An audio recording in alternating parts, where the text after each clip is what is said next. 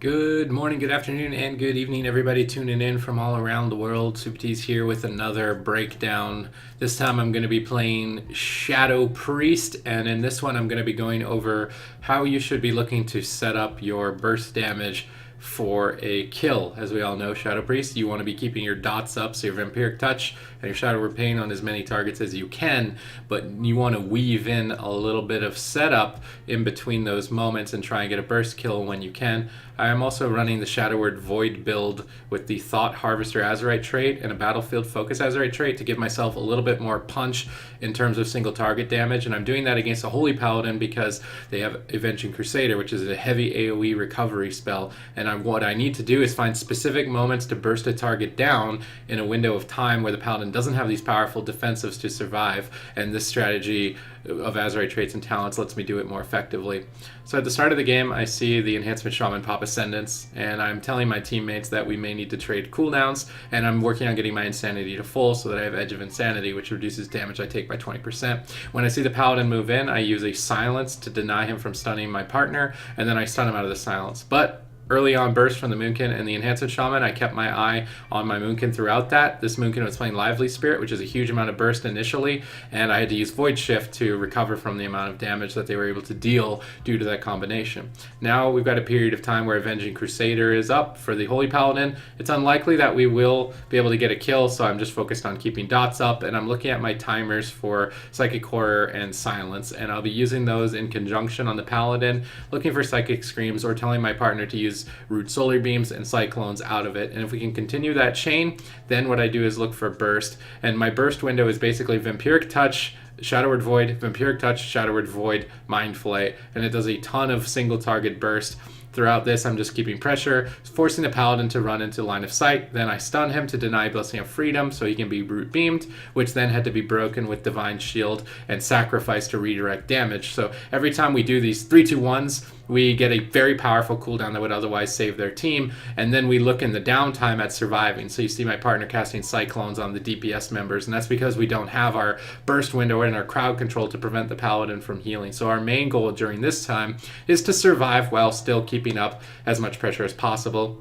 I sneak over for a Fear on the Paladin, and this was a bit mistimed. Now, against a Paladin healer, you want to be able to chain the CC in succession. So what you see I did there was a Psychic Scream. Silence wasn't off cooldown by the end of it. The Paladin got to catch a few heals in between. Then I silenced him. I didn't have a stun off. He got to catch a few more heals in between, and you can see that his whole team is full HP as a result. This is an example of a setup window that was not executed properly. You want to make sure that your silence is lined up with your stun, or lined up with Psychic Scream, or lined up with a Root Solar Beam. If you don't line them up in a row, then the Paladin has little squeaky windows that he can get some heals off. So I go for a stun, denies Blessing of Freedom so that my partner can Entangling Solar Beam, and then he uses his Stone Form to break out of the Silence, which then allows him to continue healing his team. But it was overlapped defensively with Barkskin and Astral Shift from the Enhancement Shaman, and this massive cooldown overlap is an opening for us aggressively later on. We have burned through basically all of their defensive lineup, and the next crowd control could easily secure the game. So I'm looking at my window,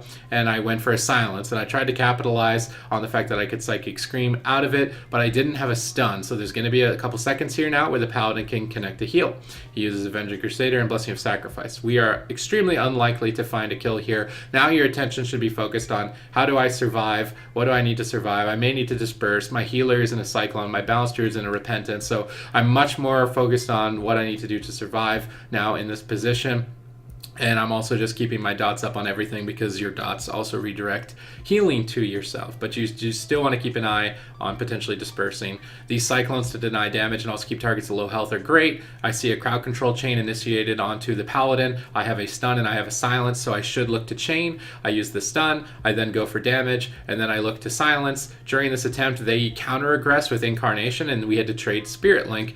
But we're stabilizing in a position where they are falling more behind, and the Spirit Link Totem is a fair trade against a Lively Spirit Balanced Druid. You have to respond immediately to that Azurite trade combination. Now with just pressure, I go for a Psychic Scream. Unfortunately was tremored, and he's now on DR for Cyclone. So we are in a down period. We don't have our stun, we don't have our silence. We need to be focusing on surviving. So I'm using Power Word Shields defensively onto my Balance Druid, and potentially going to use Master Spells on incoming crowd controls if I had it available and I had the mana to do so. Those are kind of the defensive plays you're oriented at, or potentially a Life Grip to bring your partner to safety.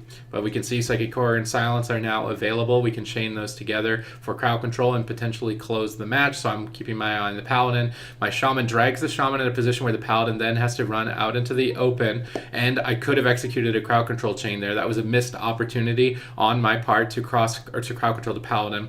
The Paladin then used the Stoneform to break out a Solar Beam. I immediately respond and stun into Silence, crowd controlling him further, and then tried my best to do my Shadow Word Void Burst onto whoever is in my line of sight, be it the Balance Druid or the Shaman. They are obviously now on the defense during our crowd control attempt, so we have a choice. Do we push on top of them, potentially risk losing the game by doing so because we'll take extra damage, or do we stay in the same position and fall further behind? So we opt to go into the enemy team and attack. Now they've baited us. They've got Avenging Crusader.